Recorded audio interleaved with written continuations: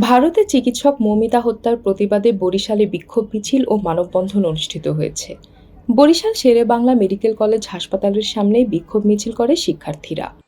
মিছিলটি ক্যাম্পাস পরিদর্শন করে হাসপাতালের সামনে রাস্তায় বিক্ষোভ কর্মসূচি পালন করে। পরে তারা চিকিৎসকের হত্যার প্রতিবাদ জানিয়ে মানববন্ধন করে। এতে বরিশাল মেডিকেল কলেজের শিক্ষার্থী ও ইন্টার্ন চিকিৎসকরাও অংশ নেয়। এতে বক্তারা এই ঘটনার সাথে জড়িতদের গ্রেপ্তার করে শাস্তির দাবি জানান। পাশাপাশি কর্মস্থলে চিকিৎসকদের নিরাপত্তার দাবি জানান।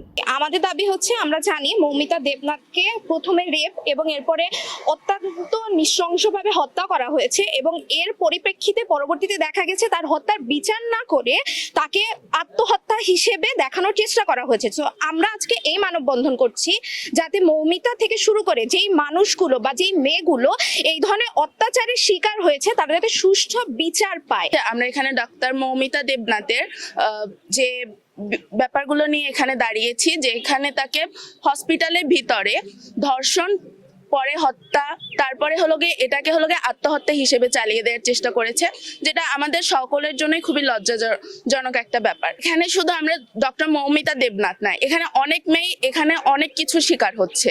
যেমন আমার রাস্তায় যদি আমি বের হতে যাই তখন আমাকে চিন্তা করতে হয় যে আমার ড্রেস ঠিক আছে কিনা, তারপরে আশেপাশে মানুষদের দৃষ্টি আমার দিকে পড়ছে কিনা। এতগুলো যদি অবস্ট্রাগল পার হয়ে একটা মেয়েকে যদি এত স্ট্রাগল করে সামনে এগিয়ে যেতে হয়, তখন একটা মেয়ের জন্য এটা যে কত বড় একটা বার্ডেনের শিকার হতে হয় সেটা আমরা সকলেই জানি। তো মৌমিতাকে যেভাবে হত্যা করা হয়েছে বা ধর্ষণের শিকার হয়েছে, আমাদের 2022 সালেই ভারতে দৈনিক কমপক্ষে 90টি করে ধর্ষণ এবং হত্যার শুধুমাত্র বিচার সেটা আনুষ্ঠানিকভাবে দেওয়া হয়েছে অভিযোগটি।